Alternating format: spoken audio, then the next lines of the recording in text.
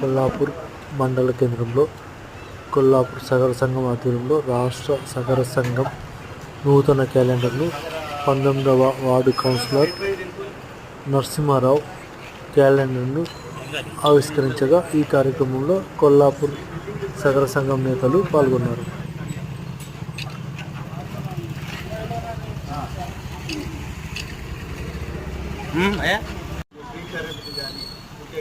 రేపు 25 ఇల్లు మన కాలనీకి మన వాటితో కావడం జరిగింది.